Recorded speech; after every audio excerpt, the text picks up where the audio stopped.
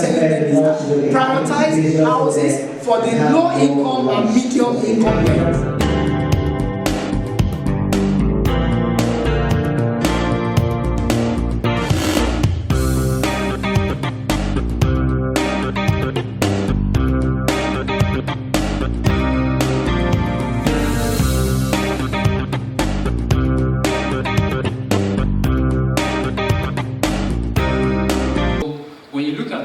Which we produce in Lafarge Africa, there is a need for more adoption of this, so that because that will ensure you have better quality control, quality assurance, and it's going to have an impact on reduction of building collapse.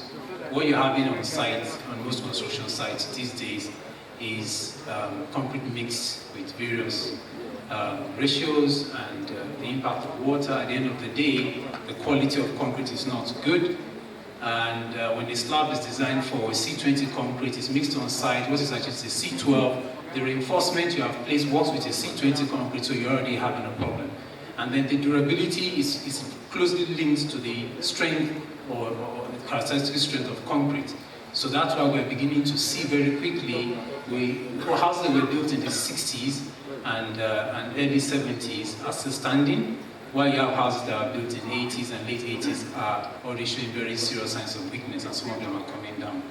So we have to look into that very, very seriously. There's a debate about the use of formwork. I would like to sound a note of warning that we should not totally discard this. I think we're getting to a stage whereby a lot of these novel technologies will become like solutions that you can adapt depending on the project you are going to embark on. Still formwork, we could find out that if you're handling a project where the number of houses may be between 10 and 20 or 50, it could become very useful. But beyond that, maybe it's a bit of a struggle. So I would still like us to look at this technology. We've used it, we've applied it, it works. And all technologies have challenges. If you don't have the challenge, you don't innovate, you don't improve, and it doesn't get better. And if you listen to a lot of the very good innovators, they always advise that you should not wait until you get it right.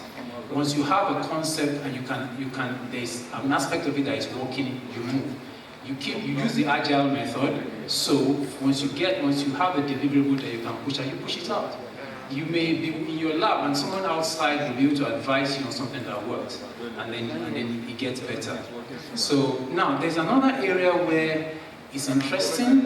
We seem to already have a solution, but interesting we've not thought about it. We have specific types of cement, and it's sort of general.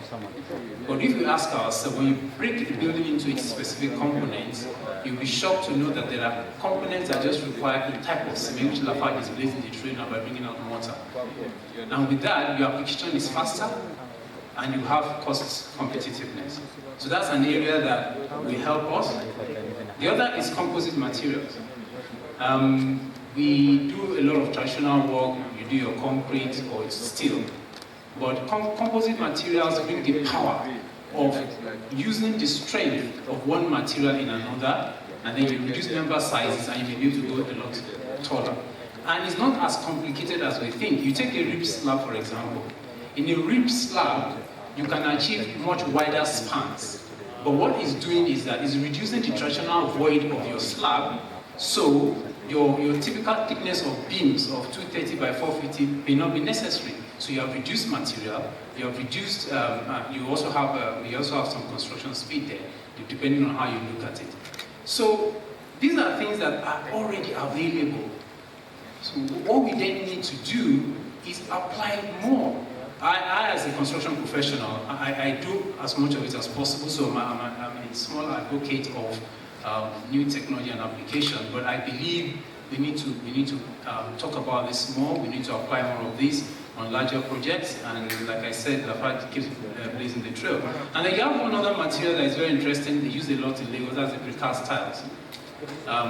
When it first came in, there was a lot of skepticism, and what I like about the history of this precast tiles is that it's following the same trend and pattern like the new technology. So when it first came on board, people were like, let's just be used in a typical compound.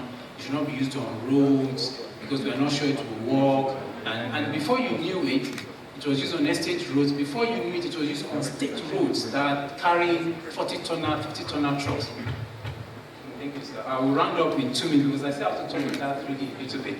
So, it's important that we open up to this new technology. Now, for 3D printing, my position and my view is that we need to move into the manufacturing circle, like cars, like phones, and what the construction has to move into that.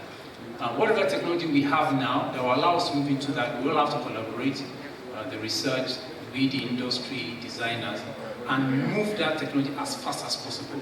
What's beautiful about this is that it has been used to build all the typical kinds of buildings that we need. So the next phase should be, okay, if we're going to scale this up, what are the challenges and how can we resolve those challenges? Thank you, brother. Thank you. Thank you, Engineer.